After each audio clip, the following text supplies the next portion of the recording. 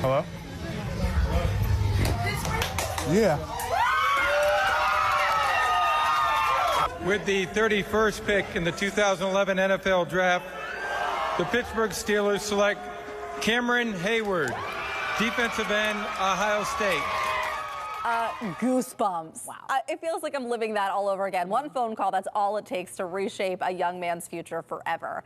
And in 105 days, Pittsburgh will be the place where those futures are decided as the NFL Draft comes to the Steel City. It's really exciting. Every Wednesday for the last 9 months, the KDKA sports team has been counting down the best players from our region to make it to the big stage in a series we call Draft It. And so we wanted to know, how do you possibly narrow it down to 52? That's right. I don't know. There are some important people doing it. KDKA sports director Bob Pompiani is giving us a sneak peek into the process of choosing which athletes get chosen and how they get ranked.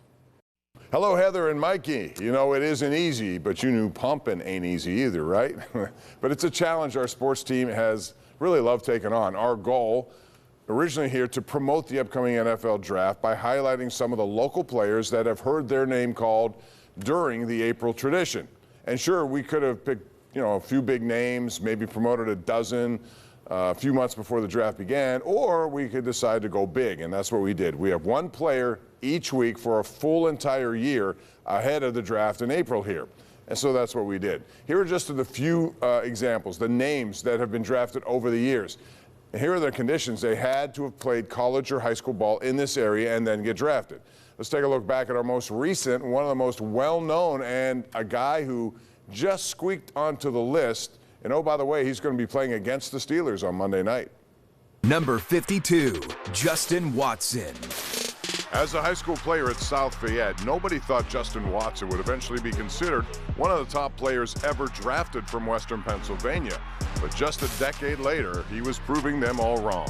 He wasn't highly recruited coming out of high school and took the best scholarship offer he got at the University of Pennsylvania, where he surprisingly became a draft prospect after setting nearly every school record for receiving.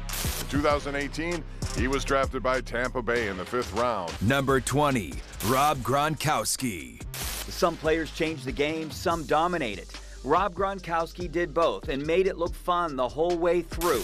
Born in Amherst, New York in 1989, Gronkowski came from a family of athletes.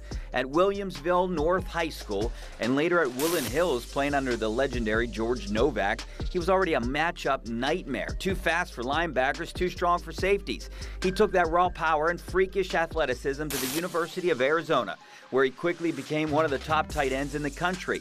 A back injury sidelined him for the 2009 season, but the NFL still saw his potential. In the 2010 NFL Draft, the New England Patriots took a chance on Gronk in the 2nd round. Number 16, Jason Taylor. Jason Taylor's journey to football greatness began in Western Pennsylvania, where he attended Woodland Hills High School.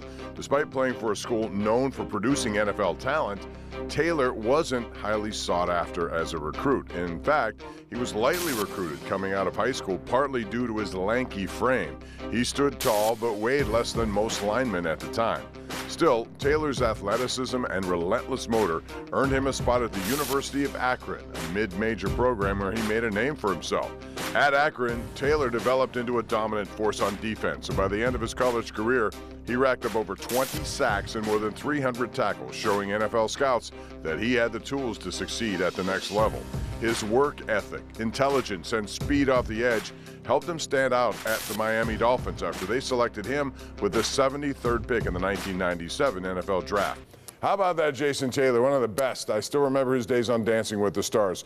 We just revealed his name last night, as we do each Wednesday in the 5 o'clock hour. So now 15 names remain. We count them down, and we'll continue to do that each week leading up to this year's NFL Draft. Heather, Mikey, do you have any idea who could be number one? There are a lot of great candidates. Oh, gosh. Well, you know what? Only because we started this segment with Cam. I think that's a good pick. I think that's who we should go with. DeMar Hamlin, maybe? I don't know. But it was wonderful to see Cam Hayward in the emotion, and he was so young. So crazy to see. And really, I did get goosebumps because I can't imagine that life-changing phone call to get that. Imagine. It's so much talent coming out of Woodland Hills. I didn't know. Oh my gosh. Okay. Well, you can see what player makes our drafted list every Wednesday at 5 o'clock right here on KDKA TV. And we'll be right back.